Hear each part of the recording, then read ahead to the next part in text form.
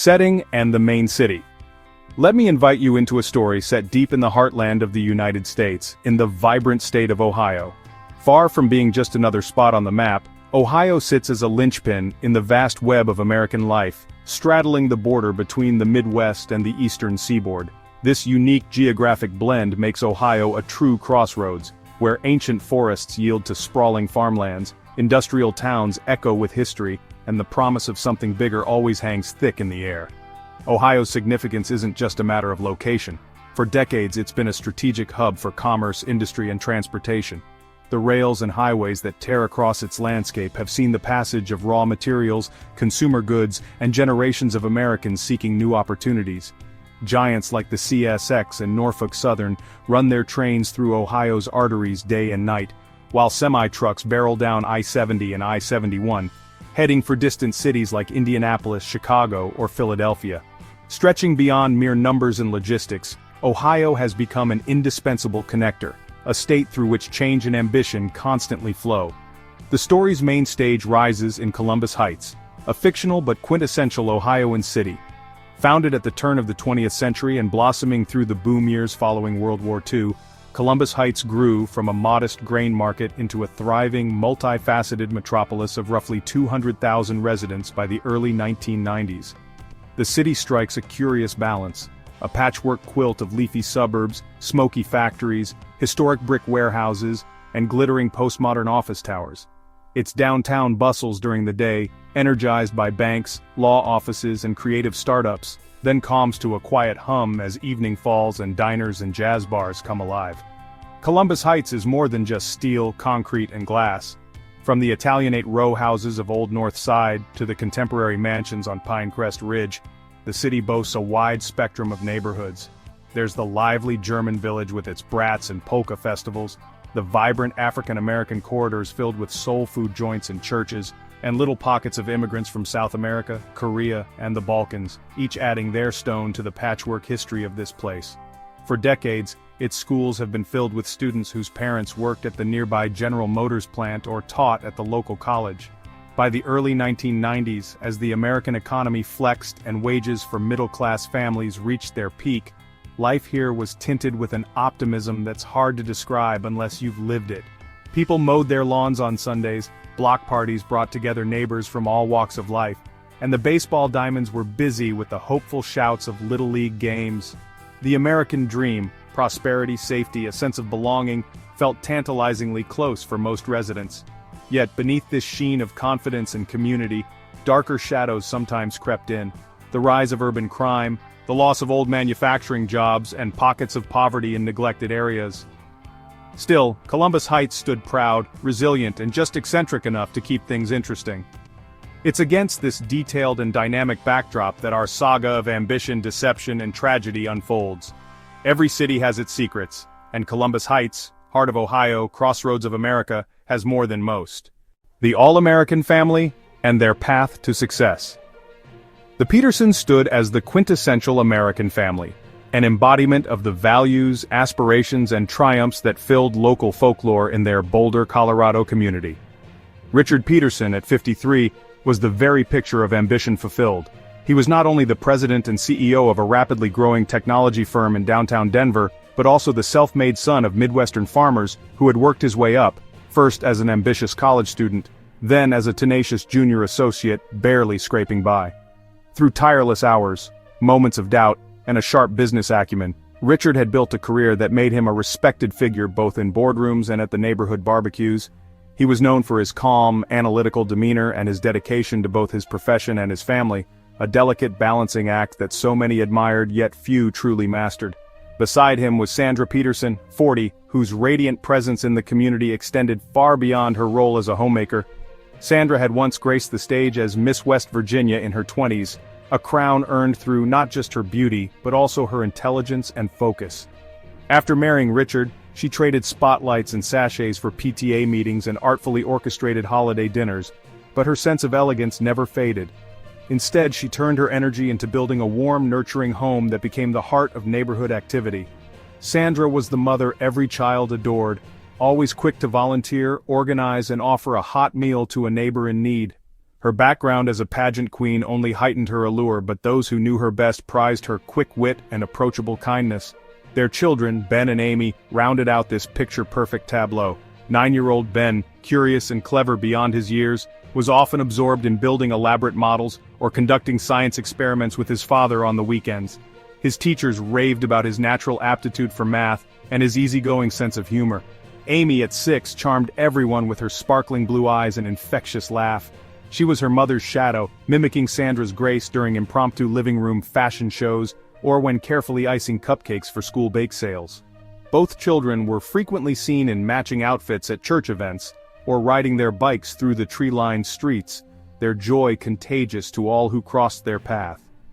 Despite their outward success, the Petersons strove for something deeper than material achievement or public praise. Family traditions and shared experience anchored their lives. The Sunday pancakes, the annual cross-country camping trips, and the handwritten notes tucked into school lunches.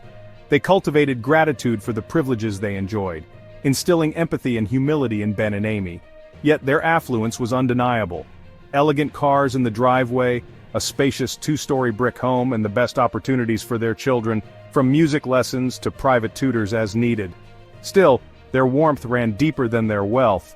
Friends described their home as a place filled with laughter, music, and a welcoming spirit that never discriminated. In Boulder's close-knit society, the Petersons were celebrated as proof that the traditional American dream, success earned through hard work, integrity, and love, was alive and well.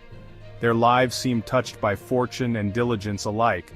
No one could have guessed that behind this perfect image, fate was quietly setting events in motion that would challenge everything they believed about safety, trust, and the bonds of family. The emergence of PetHouse Savanna. The year was 1982, a time when Midwestern America was still humming with optimism and change. In the heart of bustling Columbus Heights, a remarkable new business was about to make its mark on both Main Street and the surrounding countryside. PetHouse Savanna, the soon-to-be famous Pet Emporium, flung open its doors with a glitzy ribbon-cutting ceremony attended by local dignitaries, curious families, and the city's ever-competitive small business owners. Unlike the modest mom-and-pop pet corners that dotted old shopping plazas, PetHouse Savanna was conceived on a grander scale.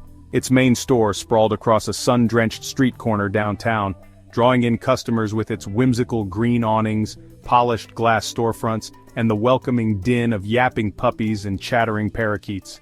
The store itself seemed to promise a slice of suburban paradise available to anyone with a leash, a bit of dog food, and a heart to love an animal. But what truly set PetHouse Savanna apart, and sent ripples through the local pet industry, was its direct connection to a breeding and boarding facility several miles west, tucked away behind rolling fields and ancient willow trees. The Savanna Kennels, as locals soon called it, offered a nearly endless supply of purebred pups, exotic birds, and even the occasional rare reptile or ferret. This seamless pipeline ensured the storefront was always stocked with healthy, high-demand pets, setting a new standard for what a pet shop could be. At the helm of this growing enterprise were George M. Sanders and his much younger wife, Linda Sanders. George had a barrel-chested confidence, a love for golden retrievers and Dobermans, and an uncanny ability to remember every regular customer by name. His expertise at training and raising dogs was locally renowned. He could coax even the rowdiest mastiff into obedience with a few sharp commands and a knowing smile. Linda, meanwhile, brought a quiet energy to the business. She handled the books, the vendors, and charmed city council members at evening receptions. That the two made such an effective team seemed at first the secret to their rapid rise. The grand opening of PetHouse Savanna quickly became a local event. Balloons for the kids, treats for passing dogs, live music blasting from rented speakers, and the mayor himself shaking George's hand below a welcome banner. In its first year, the shop became a community hub. Neighborhood kids hung around to play with puppies after school. Recently retired couples adopted their first cats together. Local animal welfare groups saw in Savanna a partner willing to sponsor adoption fairs and education events. PetHouse Savanna's early success sparked curiosity and, inevitably, envy. Competitors started grumbling about unfair pricing and rumors of secret breeder relationships. Local newspapers published glowing pieces on the new business, highlighting the Sanders family's commitment to ethical animal care and innovative supply chain. Behind polite smiles though, some old-timers wondered how one pet shop could corner so much of the market so quickly.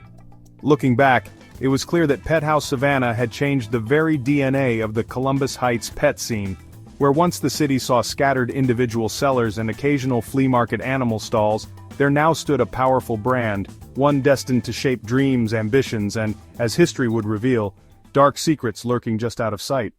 The Sanders family, and a fulfilling life. The Sanders family was the sort of American success story that folks in Columbus Heights loved to talk about over backyard fences, or at the neighborhood 4th of July picnic. George Sanders, with his barrel-chested laugh and hands-on approach to training dogs, was something of a local fixture, his reputation stretching from the city's leafy inner suburbs to the far-stretching subdivisions out west. He'd come up not from wealth, but from a long line of dog handlers and hobby farmers in rural Indiana, meaning he prized honesty, early mornings, and muddy boots. Linda Sanders, his wife, brought a contrasting elegance to the family dynamic.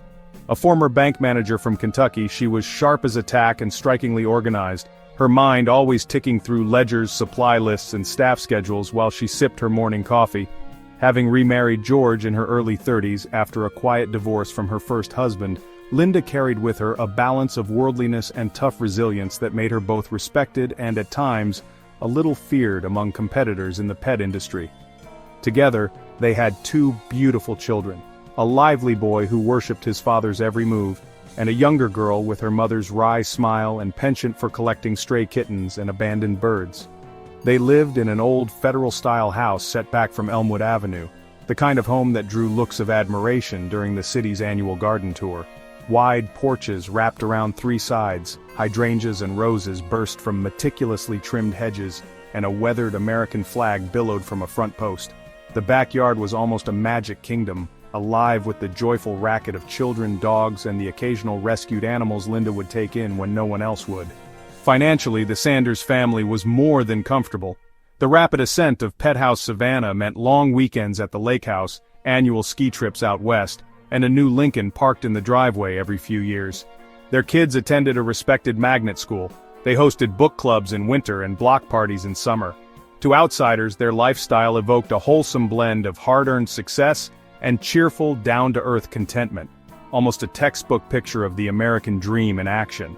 Yet inside their home, the Sanderses worked with a remarkable unity. George handled the nuts and bolts of animal husbandry, overseeing everything in the Savanna kennels from breeding charts to puppy vaccinations. Linda managed the books, supplier contracts, insurance, payroll, and the myriad details that made the business smooth.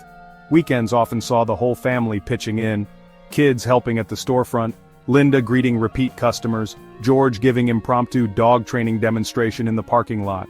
Their lives swirled around the rhythms of work, family dinners, community events, and the tender, tireless care of their animals.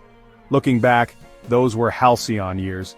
Friends described the Sanders home as open to all, holiday gatherings stretched late into the evening, and laughter could be heard from the street on warm spring nights.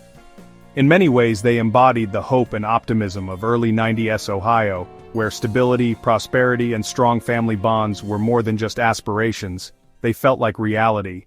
Success and fame suddenly shined brightly. In the golden surge of the late 1980s and early 1990s, the Sanders family story seemed to break out of its quiet suburban mold and into the bright, almost blinding spotlight of regional fame. PetHouse Savanna, once merely a well-kept local secret, turned into a Midwestern sensation.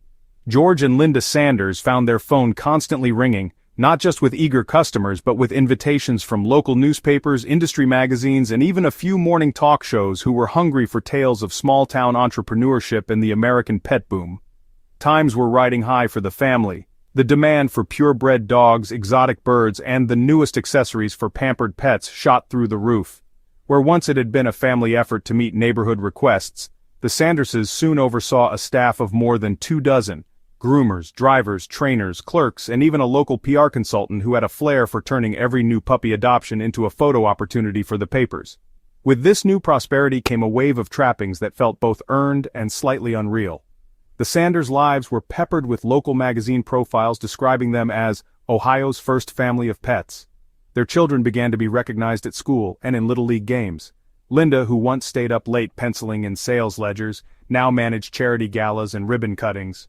George, still hands-on with animal training, enjoyed the respect and envy of his business rivals. He had become the emblem of homegrown American know-how. Money, at this stage, hardly seemed to run out. The store expanded, annexing the shopfront next door and launching a wholesale line supplying pet stores in 3 neighboring states. Weekends were filled with business seminars led by George or training workshops Linda organized for aspiring pet store owners. Life at home mirrored this prosperity: frequent vacations to national parks, family ski trips in the Rockies, a constantly updated kitchen and backyard fit for magazine covers, and space for the many animals running about. Photos from the era show beautiful gardens, happy children, party guests sipping drinks under string lights, a picture-perfect family celebration of the American dream realized. It's easy in hindsight to marvel at how quickly everything came together, and how seamlessly success seemed to build on itself. This was the chapter of Sanders' life where ambition, hard work, and opportunity intertwined, driving them ever upward. Yet as the trophies multiplied and the limelight grew dazzling, scarcely anyone paused to wonder, what did it actually cost to maintain this level of glamour and acclaim? Was this golden age as solid as it appeared, or would a single crack send everything tumbling? The mysterious disappearance of a valued customer.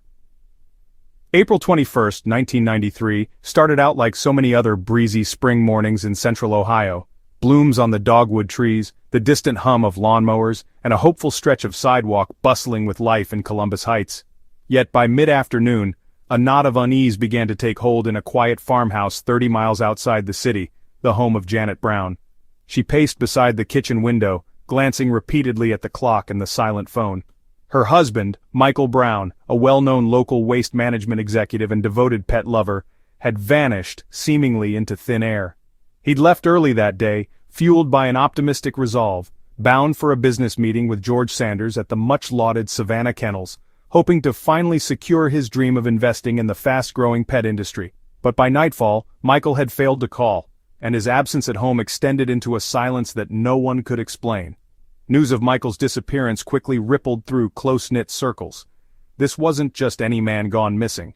Michael was an habitual figure at PetHouse Savanna, one of its earliest and most generous patrons.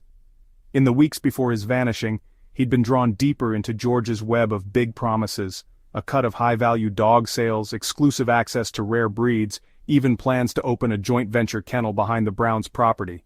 Janet remembered the hopeful glint in her husband's eyes as he discussed contracts and bloodlines, eager to escape the constraints of municipal waste and ride the wave of prosperity rolling through the Midwest's pet boom. Michael, who doted on oversized hunting dogs and pedigreed setters, wanted in desperately enough to risk a sizable chunk of savings, determined to leave behind a legacy more exciting than landfills and recycling quotas. As days passed with no word, neighbors and friends rallied to Janet's side, their concern mixing with whispered speculation. Most had always considered Michael an upstanding, if slightly impulsive man, hardly the type to skip town or leave his old truck, found days later, inexplicably abandoned in a Cleveland parking lot, miles from home. The shock was all the greater because of his tight bond with the Sanders family and his nearly weekly appearances at PetHouse Savanna. Store employees remembered his hearty laughter, the way he'd crouch down to shake a puppy's paw, and his animated debates with George about breed standards and kennel best practices. If foul play was involved, it struck to the quick of their community's trust in what many considered the city's most wholesome business. The investigation into Michael's disappearance quickly consumed local law enforcement and the surrounding press. Detectives scoured security footage, interviewed kennel staff, and attempted to reconstruct Michael's final hours. Early inquiries revealed a tangled web of business dealings, odd delays, and a string of financial disagreements between Michael and George. There were rumors of checks that never cleared, emails promising one rare hound followed by the delivery of an underweight, aging female, barely resembling what Michael had ordered. He'd complained to friends that George kept pushing back contract signings, offering excuses that grew more muddled and desperate as weeks wore on. Bank records eventually confirmed Michael had wired an astonishing $100,000 to the PetHouse Savanna account just days before his disappearance, payment for a pair of rare, purebred hounds he was allegedly promised, but never received. Janet's mounting desperation played out against a backdrop of media frenzy and quiet, mounting hysteria in Columbus Heights. News vans lined up outside the Savanna storefront, filming customers as they walked their dogs past the glossy windows. Anonymous sources began leaking information, unsubstantiated sightings of Michael in Indiana, tips about his supposed depression, hints that he'd run off to escape business debt. But those who knew Michael best were adamant. He was no runaway. The notion that he would abandon his wife, his pets, and his hard-won sense of responsibility was unthinkable to those who saw the dog-eared photographs still lined up along Janet's mantel. Her face, pale from sleepless nights, became a symbol in the local news of small-town worry and unanswered questions. The stress wasn't contained to the Brown family's home. At PetHouse Savanna, and especially out at the Savanna kennels, an air of unease began to seep into daily business. Whispers of late-night activity, locked barn doors, and frantic cleaning sessions swirled around George and Linda Sanders. Longtime employees began to notice changes, a sharper edge to George's typically genial mood, Linda's famously detail-oriented smile now appearing strained. Rumors spread among the younger kennel hands. Some swore they'd seen Michael and George arguing the very morning he vanished. Others quietly speculated about dark connections to local muscle or underworld types who frequented the city's seedier neighborhoods. Through it all, George maintained an air of forced cheerfulness, offering reassurances to worried staff and tearful customers alike. Still, his willingness to answer investigators' questions seemed rehearsed, and details shifted uncomfortably in each telling. The sense of safety once associated with PetHouse Savanna began to erode, replaced by a fog of suspicion. For the first time, whispers about the source of George's sudden business luck, and the too convenient way competitors seemed to fade into bankruptcy or silence, found a receptive audience. Despite the mounting pressure, hard evidence remained elusive. The only tangible clue, a set of tire tracks leading from the kennel's gravel drive toward a little-used county road, proved ambiguous, muddled by weeks of staff comings and goings. Sniffer dogs brought in from the capital caught a scent, only to lose it along the muddy banks of a nearby creek. Search parties combed the woods and fields, finding nothing but a wallet-sized photo of Michael's favorite bloodhound wedged beneath a fallen log, haunting in its innocence, but offering no clear answers. Police combed through business records, uncovering a pattern of delayed deliveries, unfulfilled promises, and threats leveled at other would-be investors. Rumors circulated about George's association with a shadowy figure rumored to handle problems for struggling businesses. Stories usually shrugged off as small-town paranoia now carried weight in the wake of a missing man. For her part, Linda Sanders appeared increasingly exhausted, nervously sidestepping reporters and insisting on her husband's unwavering honesty. Meanwhile, Janet's hope flickered painfully between resilience and despair. She organized her own search parties, handed out flyers at gas stations and grocery stores, and pleaded for leads on local radio.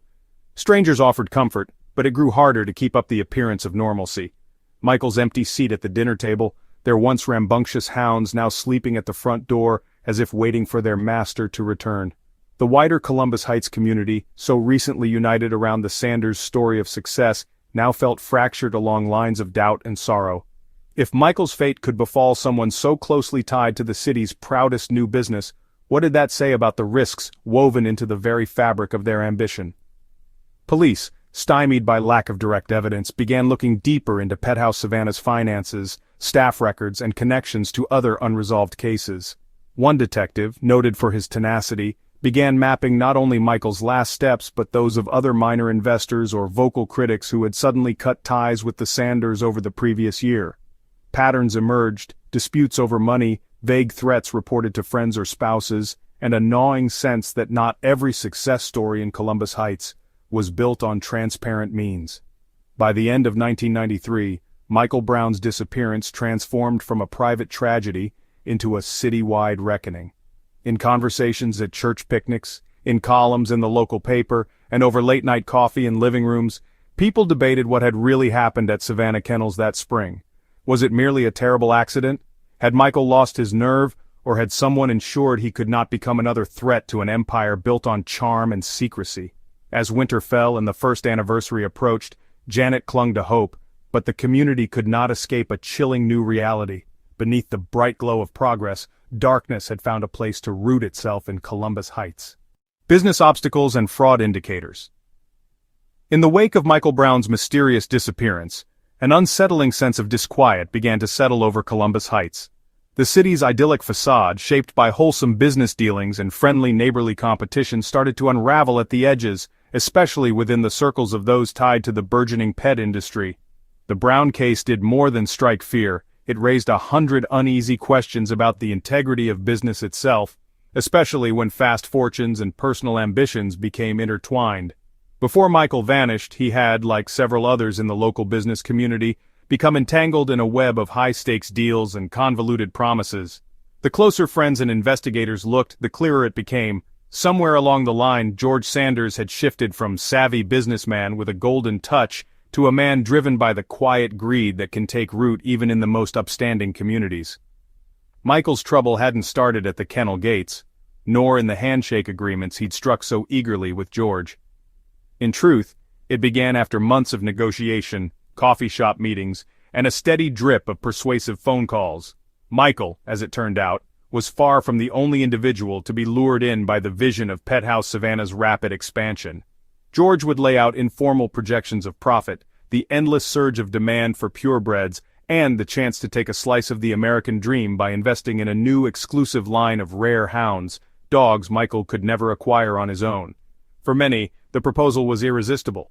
The deal seemed simple enough on paper. Michael would provide a substantial upfront payment, $100,000, an almost unthinkable sum in the early 90s for a working man, in exchange for 2 prized hunting dogs. George described them as show quality, imported from a renowned European breeder whose name was slipped into conversation with such practiced ease that it barely warranted doubt. Contracts were drafted, though always in the friendliest and least rigid manner. If Michael asked for forms to be notarized, George would laugh and tell him, "In this town, your word's as good as your handshake." But when the first delivery finally came, it was only a single female dog, clearly older than promised and lacking the unmistakable pedigree markings detailed in their agreement. Michael, patient at first, listened as George spun stories of delayed shipments, surprise quarantines, and customs tangles overseas. The elusive male, the real prize and the cornerstone of Michael's coming kennel business, was days away, for weeks, then months. George offered reassurances by the dozen. Each time Michael pressed for answers, George would present a fresh hurdle: paperwork holdups, wire transfer delays, a sudden illness in the breeder's family. To outside observers, these were the everyday headaches of a niche, fast-moving trade. Inside, Michael's frustration bubbled. As the weeks dragged into spring, Michael's financial strain grew acute. Not only had he bankrolled the heretofore imaginary dogs, but he'd also invested in outfitting kennel runs, buying crates and food, even hiring a young helper part-time, all in anticipation of his new venture with George. The stress began to bleed into his marriage. Janet, once supportive, now found herself caught in increasingly tense late-night arguments about the money and Michael's relentless trust in George. Michael, driven by pride as much as hope, doubled down. He needed to recover his investment, to prove to himself and to everyone else that George hadn't played him for a fool.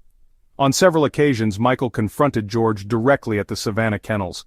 Staff would recall the men talking in tight, hushed voices by the fence line, Michael with arms folded, face pinched with worry, George switching between cordiality and veiled impatience.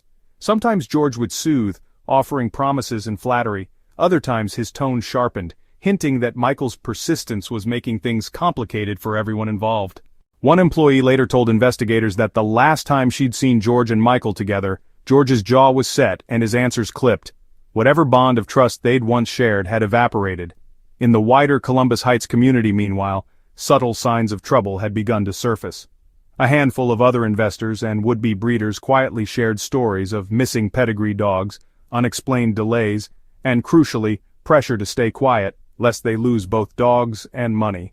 George's reputation, polished and affable as it was, started to tarnish at the edges. Customers who'd once sung his praises now wondered if the Sanders charm masked something more calculating and self-interested. Competitors in the pet business, long envious and suspicious, seized the opportunity to talk, gossiping in discreet huddles at the town's grainy coffee shops or near the kennels at dog shows.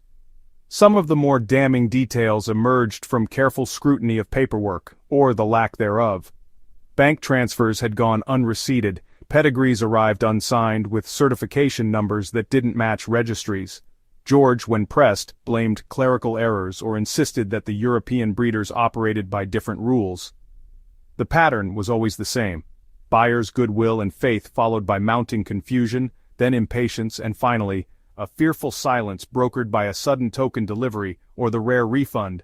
The web of grievances remained scattered, unresolved, and increasingly intimidating for those entangled within it. For Michael Brown, the tension grew unbearable. When mounting pressure finally drove him back to George, the final meeting, the one from which he would never return, he was desperate not just for his money but for answers, dignity, and the chance to salvage his reputation in the close-knit business community. What he did not realize was that he had become a liability for George Sanders, representing a threat that could unravel not just a single deal, but an entire network of secrets and backdoor dealings that kept the PetHouse Savanna empire afloat. In the aftermath of Michael's disappearance, investigators retraced his dealings and found a chilling pattern.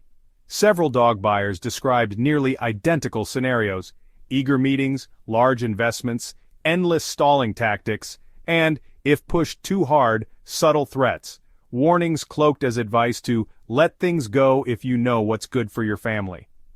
Anyone who pressed too insistently was met with icy politeness or suddenly cut out of future deals. Rumors circulated that George had help from unsavory elements, including an enforcer with a reputation for intimidation, who would quietly pay visits to those asking too many questions. Over time, the cracks within both the Sanders operation and the broader community became impossible to hide. Janet Brown's persistence in seeking justice for her husband inspired several others to come forward, sharing their experiences with the authorities and eventually the local press. Reports of doctored paperwork, vanished pets, and lost investments grew into a chorus of suspicion. While nearly everyone agreed that George Sanders had transformed pet ownership in Columbus Heights, it became clear his drive for dominance had come at a steep, and perhaps criminal, price. The most harrowing aspect, however, was the realization among the townspeople that the warning signs had been all around them. The evasive answers, the too slick promotional events, the trail of quietly dissatisfied clientele. Michael Brown would become the most high-profile victim, but he was far from the only one.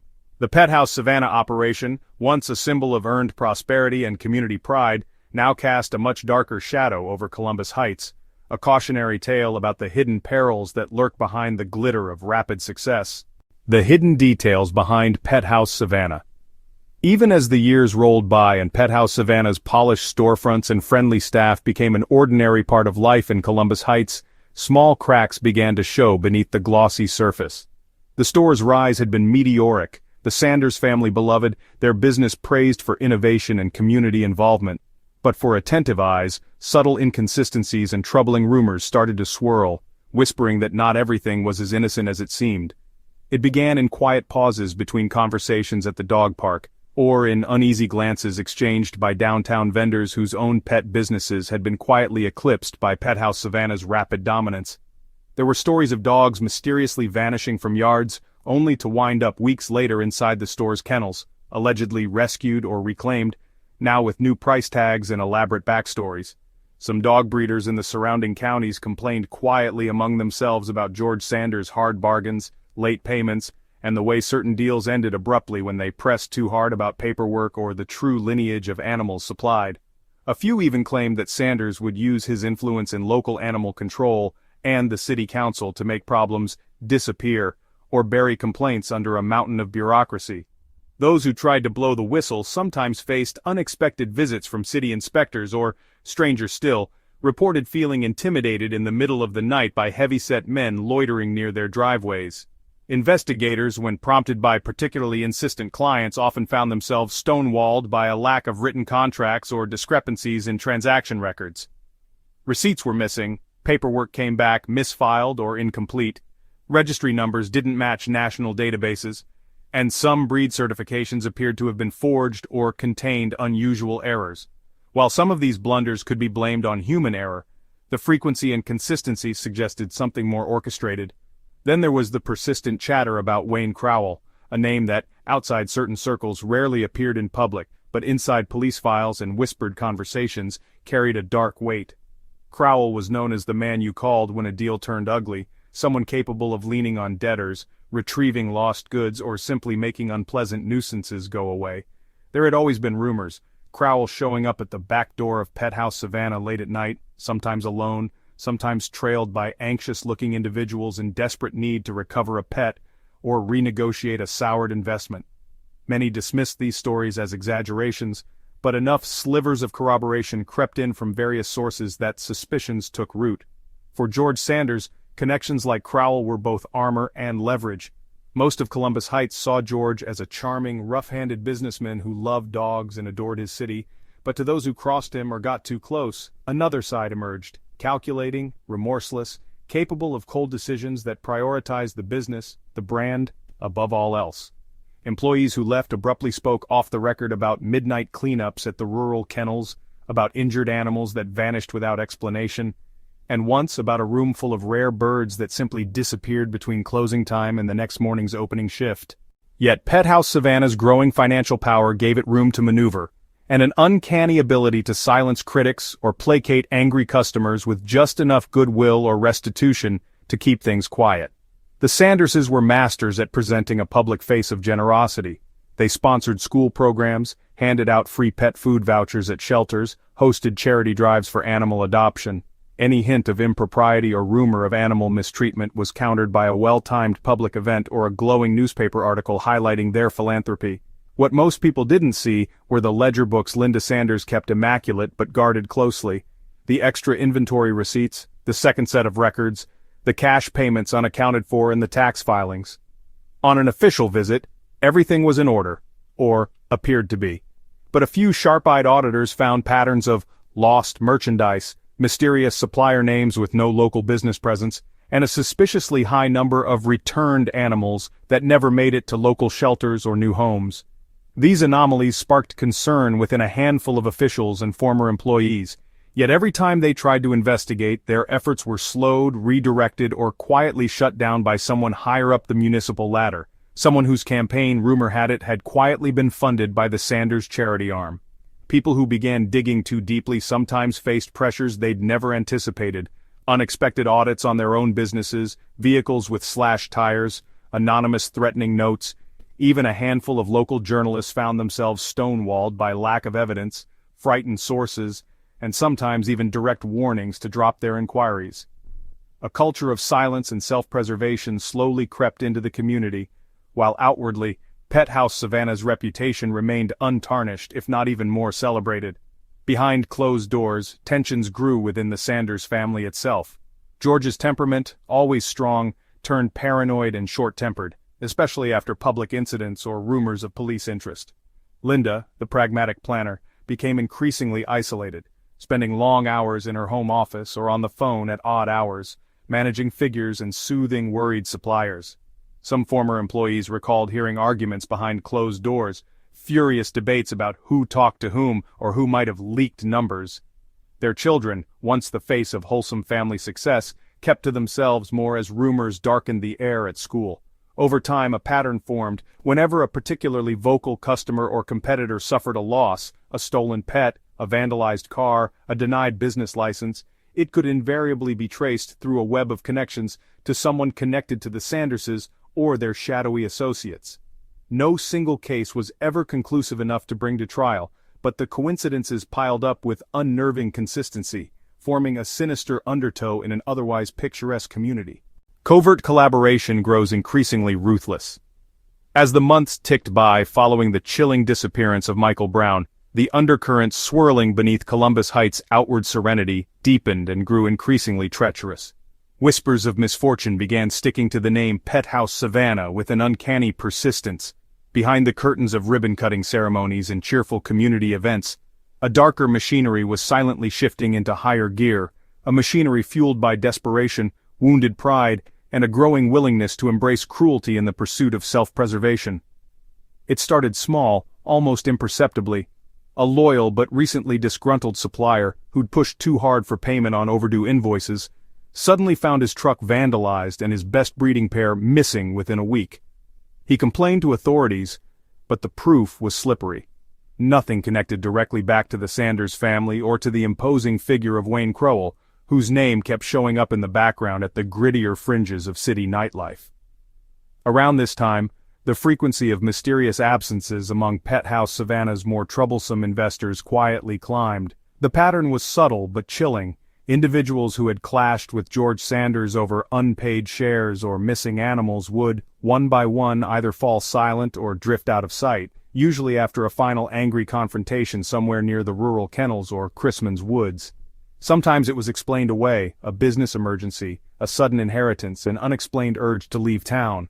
Anyone who paused to ask too many follow-up questions felt a wave of subtle pressure, a coldly polite visit from Crowell, an anonymous letter slipped under a windshield, an untraceable call at dinner time warning them to let bygones be bygones. Within the core of the PetHouse Savanna operation, these pressures built an atmosphere of paranoia and outward compliance. Staff who once spoke openly now kept their conversations to a cautious minimum, rarely questioning late-night orders or unusual deliveries. Patrick Wilson, once George's most trusted manager, noticed with a mix of dread and guilt how the moral lines that had framed their business began to blur. At meetings, George's tone sharpened. His dealings became less about pet care and more about leverage, risk mitigation, and putting out fires quickly and cleanly. Linda Sanders, typically the voice of calm and reason, adopted a more ferocious pragmatism. She kept tight watch on both cash flows and employee loyalty, instituting rigid controls on information, and putting pressure on anyone who might be tempted to share too much with outsiders. She insisted staff sign new non-disclosure agreements, and through careful manipulation, drew Patrick and a few others deeper into the inner sanctum, making them both complicit and financially dependent on the thriving but dangerous business. When the whispers of another disappearance, a minor investor whose name barely made the news, caught the attention of local law enforcement, George and Linda responded with a cold, methodical escalation. Wayne Crowell was tasked with cleaning up loose ends with a ruthlessness that left even hardened staff unsettled. Crowell, whose reputation for intimidation had long preceded him, now acted with barely disguised authority, delivering not-so-subtle threats, orchestrating minor acts of sabotage and, when necessary, making people or evidence vanish entirely. Employees like Patrick began to sense their once familiar workplace had been transformed into an opaque fortress, ruled by fear far more than loyalty. George's famed generosity was now a calculated tool, bonuses for silence, veiled threats for non-compliance. At the quiet urging of his fiancée, who herself began to fear Linda Sanders' icily determined scrutiny, Patrick started discreetly recording conversations and documenting suspicious activities, torn between self-preservation and the mounting guilt that weighed on his conscience. By now, the Sanders' public face was an almost theatrical mask, lavish charity drives and community grants designed to wash away any residue of suspicion. But behind closed doors, contingency plans were drawn up for how to handle investigations. Scapegoats were quietly identified, and employees with wavering allegiance were isolated or encouraged to seek other employment under various threats of legal and financial ruin. Rumors flourished in the wider community, but the chilling efficiency of the operation kept proof, and thus justice, at bay. Victims' families gathered fragments of suspicion, but each faced a wall of legal intimidation, oblique warnings, and procedures so slow and fraught with obstacles that many lost hope. A handful of city officials, sensing the taint at the heart of this success story, found themselves blocked at every legal turn, every complaint countered with an airtight alibi or smothered by philanthropic largesse. A shocking confession and the truth behind it. At first, Patrick Wilson tried to do what most people in Columbus Heights had always done, keep his head down and look after his own. He was not a natural whistleblower, not someone built for late-night confessions with the police or secret recordings hiding in the folds of his jacket. But as the walls closed in, Patrick found himself cornered by a mounting sense of dread, the weight of his own complicity, and a fear for the woman he loved, Christine, his fiancée, whose freedom was now threatened by fabricated charges orchestrated by Linda Sanders herself. It was that final act, targeting Christine, an innocent bystander, that finally shattered Patrick's fragile loyalty. Riven by sleepless nights and a heart that thudded with guilt, Patrick reached out to an investigator who had quietly been dogging the PetHouse Savanna empire for years. It took him 2 nerve-wracked days to agree to meet at a nondescript diner on the edge of town, far from the watchful eyes that seemed to linger at every intersection. When he finally spoke, the words came haltingly at first, as if he had to test again and again whether he could trust them. His confession was nothing short of seismic. In detail gripping and horrifying, he revealed the innermost workings of the Sanders machine, from the cavalier fraud that lined their accounts, to the carefully orchestrated campaigns of intimidation spearheaded by Wayne Crowell. Most wrenchingly, Patrick provided the missing pieces of several long-standing cold cases, Angela Meyer, a dog breeder gone missing in 1990 after threatening legal action. Calvin Reed, an outspoken critic who vanished after a heated argument with George. And most damningly, Michael Brown, whose tragic absence had sent ripples of fear through the entire community. Patrick described how George and Linda, driven by a growing sense of paranoia and entitlement, began using Crowell not just for business intimidation but to resolve threats in ways that left no trace. The patterns became chillingly clear. Confrontations with whistleblowers turned to late-night visits, and those who refused to back down were quietly eliminated, their records sanitized and evidence methodically destroyed. According to Patrick's confession, it was Linda who masterminded the financial manipulations and cover-ups, manipulating bank ledgers and forging receipts to ensure no official audit would ever reveal the missing sums or the real movements of animals and people alike. More shocking still were the details Patrick offered about how threats escalated into violence. He recounted moments when George, overwhelmed by cornered rage, instructed Crowell to take care of it. Cryptic but universally understood to mean more than a simple warning. Patrick admitted he had stumbled upon proof of poison being mixed into drinks, and recounted a night when he returned to the Savanna kennels unexpectedly, only to find Crowell and George loading heavy bags into a van headed for the old stone quarry. The investigative team listened in growing horror as Patrick divulged addresses, dates, and coded language that, when pieced together, matched a string of unsolved disappearances stretching years back. Christine's legal situation gave new urgency to his cooperation. Patrick submitted boxes of documents, rough cash ledgers, and even a handful of blurry photographs snapped in secret, showing Crowell in places and times that linked him directly to the most damning events. He also described the calculated manipulation of the community's perception. Linda skillfully orchestrated charity drives and public friendships with influential local leaders, effectively buying silence with glowing headlines or generous campaign donations. Whenever rumors threatened to surface, George would stage elaborate community outreach events, making himself indispensable to neighborhood causes and masking the depth of rot within the enterprise. Meanwhile, anyone who voiced suspicion, even quietly, was subject to a relentless campaign of social and financial pressure, losing jobs, business contracts, or in some cases, suffering threatening anonymous phone calls late at night. The scope of Patrick's testimony was staggering. For the first time, investigators could reconstruct the complete timeline of intimidation, fraud, and violence. Even the pattern of targeted sabotage, like the fire at a rival grooming business and the string of break-ins at the homes of former PetHouse Savanna workers, became clear, linked to explicit orders from the Sanderses, and carried out through Crowell and his network of hired muscle. Every account, every missing person, every ruined family traced a path that, heartbreakingly, converged again and again on the doorstep of PetHouse Savanna. But as the magnitude of his confession grew, so did the danger. Patrick lived in a constant state of fear, keeping his whereabouts secret, changing phone numbers, and only meeting with authorities under guarded conditions. The prosecution team built its case with the utmost care, knowing that a single loose word or misplaced document could trigger another wave of retaliations from George, Linda, or the remaining loyalists. Emotionally, Patrick became a shell of the man he once was, a fact glaringly evident during pre-trial hearings. He recounted, voice trembling, how the guilt of lost lives and shattered families haunted his every waking hour. Yet through the confession, a sense of purpose slowly re-emerged. His testimony could finally bring closure to those who waited years for the truth, and most importantly, secure justice for Christine. When Patrick's statements were finally made public, the reaction in Columbus Heights was instantaneous and electric. People who once envied or admired the Sanders clan suddenly shuddered at the scope of the deception. Parents wondered aloud about dogs they'd purchased, neighbors became suspicious of each other, and old business partners called local police to contribute their own faint but troubling memories. The town's old confidence in community and in business as a force for good flickered uncertainly, replaced now by hard questions and the cold spotlight of truth. In the aftermath, a barrage of new evidence came to light: ledgers recovered from hidden safes, anonymous corroboration from other bullied ex-staff, and, ultimately, physical evidence retrieved from the quarry as Patrick had described.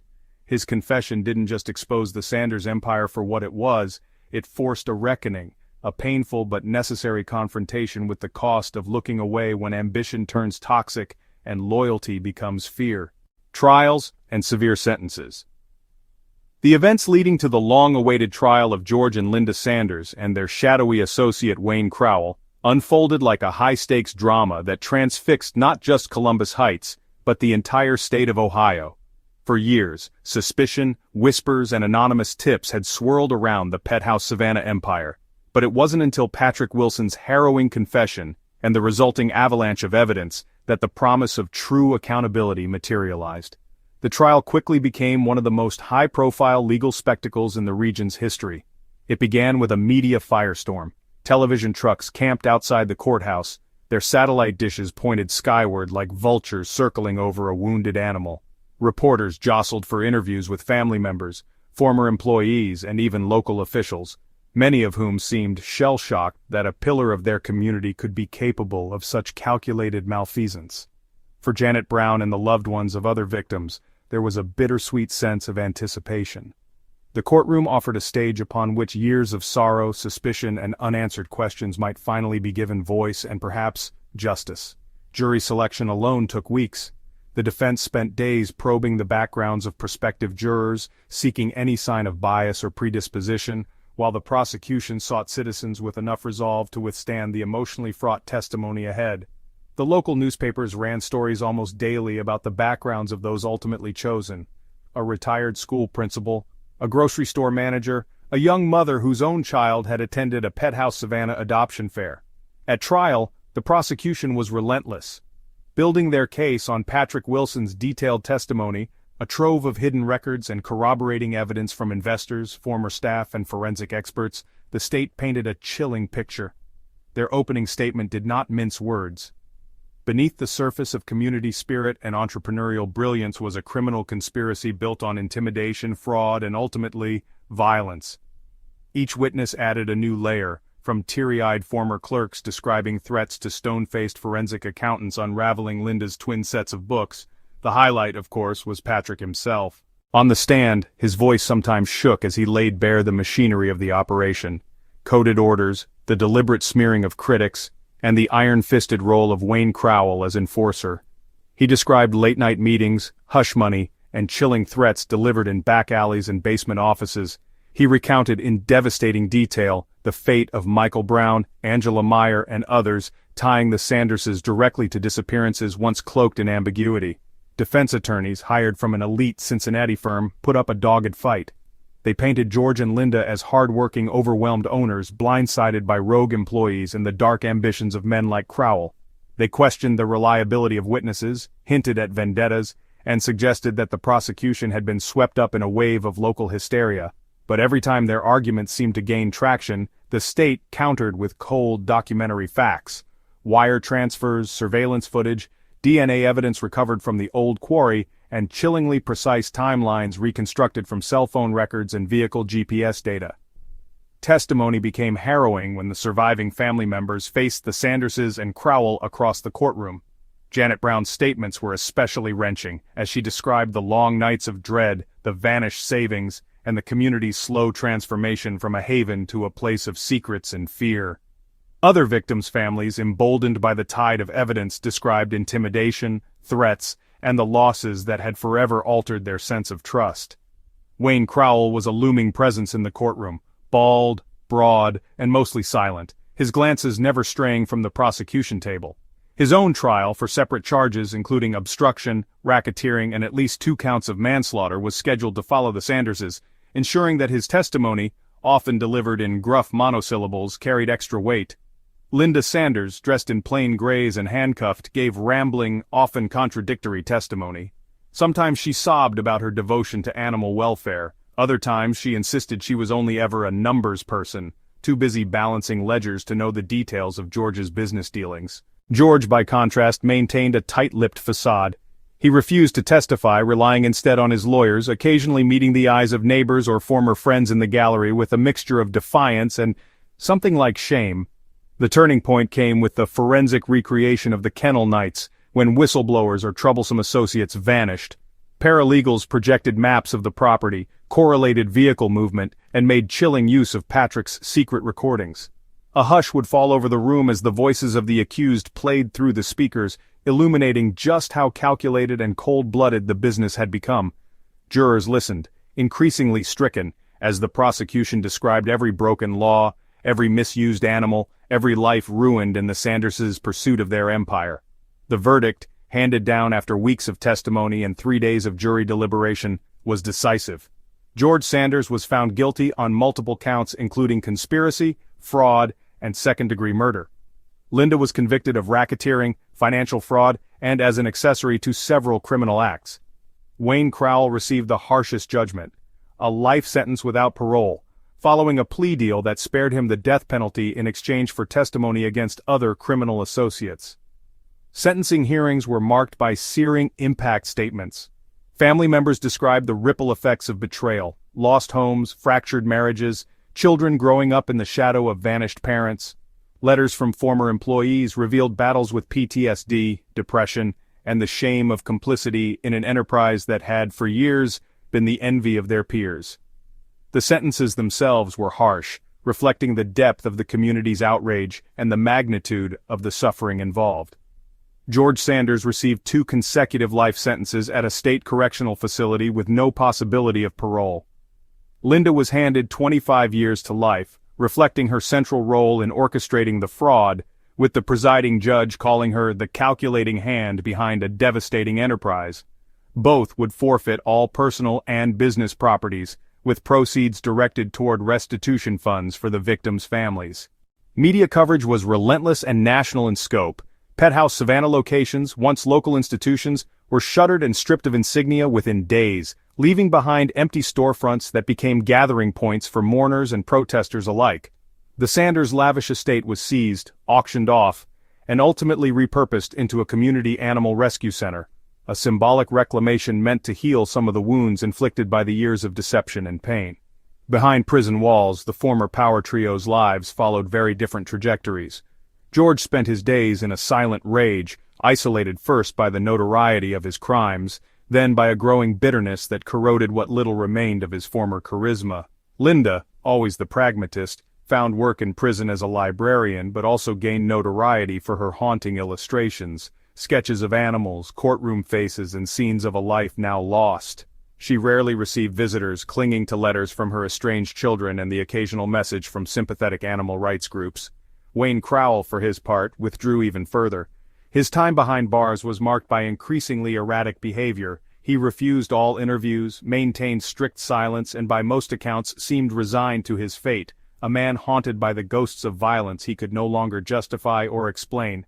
For the people of Columbus Heights and the broader Ohio community, the sentences closed the book on a dark chapter, but the aftershocks continued to reverberate. New laws governing animal welfare and business transparency were pushed through the state legislature. Meanwhile, the tale of PetHouse Savanna lingered in town lore, recounted as a cautionary tale at school assemblies and junior business seminars, proof that unchecked ambition, secrecy, and moral compromise could corrode even the brightest dreams. The city, battered but a little wiser, began the careful work of healing.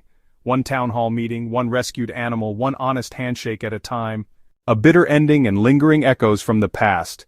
As the years slipped by after the dust of the court proceedings finally settled, the shadow of PetHouse Savanna faded from daily headlines but lingered like an unresolved chord over Columbus Heights and the wider Ohio landscape. While the country's pet industry continued its relentless march forward, bigger, flashier, more regulated than ever, the scars left by the rise and fall of the Sanders empire were both personal and communal, shaping the attitudes and decisions of a generation that had witnessed the dark turn of a cherished dream. In the early 2010s, when all appeals had run their course and sentences became reality, Columbus Heights was a place transformed yet strangely haunted by its past. The once thriving store locations of PetHouse Savanna had been gutted and repurposed, one storefront serving as a temporary thrift shop, another now hosting evening language classes. The iconic suburban kennels, which had served as the backdrop for celebrations and secrets alike, were left to the wilds for a time. Half-collapsed fences smothered in honeysuckle, and the low whine of wind, where once there had been the sharp bark of business and ambition. To some, these places looked like wounds struggling to heal, and their presence fueled both curiosity and melancholic reminiscence among locals. The hardest hit, as always, were the families left behind. Janet Brown, her voice forever marked by guarded hope and deep sorrow, found herself attending support group sessions with others whose loved ones had disappeared without closure. She fought, year after year, to keep her late husband's memory alive, not as a victim, but as someone whose trusting spirit had built community bonds, and whose loss illuminated uncomfortable truths about the risks of unchecked trust and ambition. Each anniversary of Michael's disappearance brought with it both private gatherings and moments of public reckoning, where townspeople would lay flowers at the park or quietly light candles in remembrance, their faces mixing determination and grief. Children who had once played in the Savanna store's dog runs grew up retelling stories tinged with disbelief and confusion. Some remembered long-ago birthday parties or afternoons feeding snacks to rescued kittens, memories now colored by the knowledge of what had come to pass behind those very walls. There were years when the PetHouse Savanna fiasco became the subject of middle school essays, local history projects, or whispered campfire tales. The cautionary lessons stuck. Ambition could be a double-edged sword, and even the most trusted faces sometimes wore the darkest masks. The economic reverberations were equally tangible, if less visible on the surface. The collapse in criminal exposure of PetHouse Savanna sent shockwaves through the local market. Independently owned pet stores and breeders saw a resurgence in trust but also learned to be more cautious. Papers were checked with greater scrutiny, contracts were formalized, and small business owners watched their backs with a warier eye. The city council, facing unprecedented public demand for transparency, established new ordinances regulating animal welfare businesses, frequent inspections, whistleblower protections, and a strict code governing advertising and business conduct in the pet sector. This new climate had its own paradox. Greater scrutiny gave a sense of hard-won safety for some, but for others, it deepened a nostalgia for the days when a handshake was enough. The city's social fabric, once defined by block parties and free-flowing trust, was now laced with an undercurrent of skepticism, cautious optimism shadowed by memories of betrayal. Even those who had only been peripherally involved, bank tellers, mail carriers, the staff at the old bakery next door to the Savanna flagship, felt it, catching themselves measuring words and guarding confidences. Not all effects were so bleak. Public discourse had matured. Regular community meetings invited guest speakers on ethics and business transparency. Church groups and youth leaders fostered programs around trust, responsibility, and the warning signs of wrongdoing. Animal shelters, many of them beneficiaries of the forfeited Sanders estate, grew into models of ethical management and public education. Teens who once idolized the gleaming PetHouse Savanna window displays now volunteered at rescues and organized adoption drives, rebuilding the community's faith in itself, one act of kindness at a time. Yet, despite all these changes, vestiges of the old hurt remained. The names George and Linda Sanders became taboo in certain neighborhoods, spoken only in private if at all, or they passed into local folklore as cautionary characters, invoked when someone sought to warn of the dangers of ambition curdled by fear and secrecy.